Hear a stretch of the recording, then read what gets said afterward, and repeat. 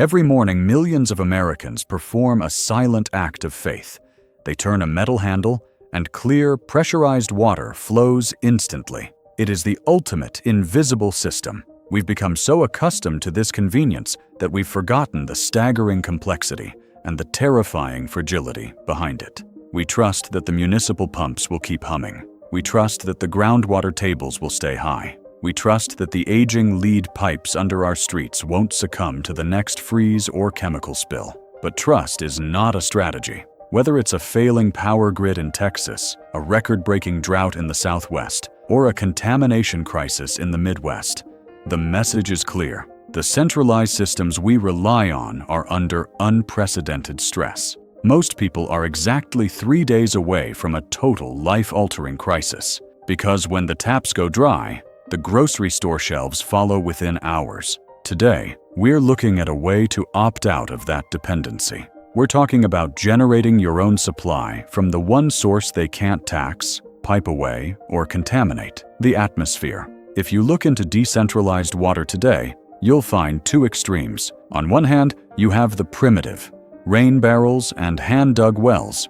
These are great, but they depend entirely on the weather or the geography of your land. If it doesn't rain, or if your well runs dry, you're back to square one.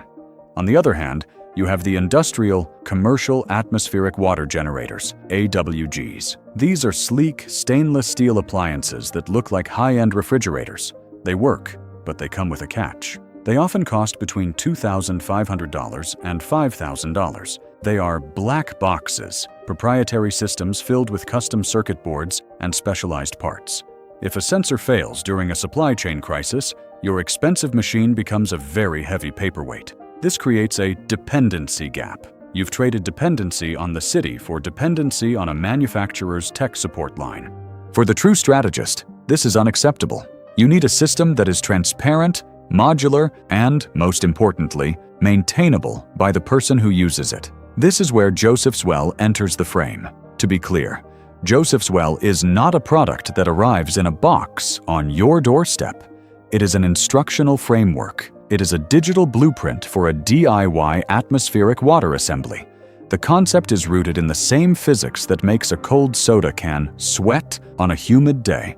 By using electrical components to create a temperature differential, we can force the moisture present in the ambient air to condense into liquid droplets.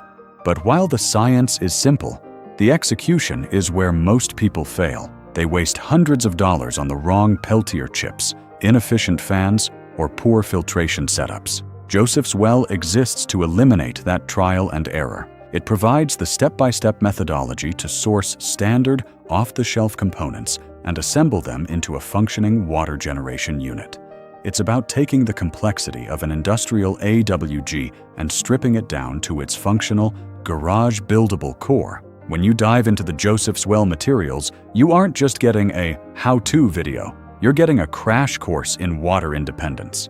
The system relies on electricity, which can be pulled from the grid, or more importantly, from a solar or wind setup. This is what makes it a true off-grid tool. The assembly process covers the sourcing of the condensing elements, the airflow management, and the collection path. But let's be realistic. This is not a set-it-and-forget-it appliance. Because you are the manufacturer, you are also the technician. The output of any atmospheric system is a variable of your environment. If you live in the humid southeast, the system will be a powerhouse. If you are in the arid high desert, your yield will be lower and require more specific timing. This is the involvement trade-off. Commercial companies lie to you and say their machines work perfectly everywhere. Joseph's Well assumes you are smart enough to understand that physics has limits, and it gives you the framework to adjust your build to your specific climate. Why would someone choose to build a system instead of buying one? It comes down to two things: cost and control. First, the financial aspect. By sourcing your own parts, fans, cooling elements, food-grade tubing, you are bypassing the massive retail markups of commercial units. You are paying for the raw materials, not the CEO's bonus. Second, and more importantly, is the knowledge. If you build your own Joseph's Well, you understand every wire, every connection, and every filter.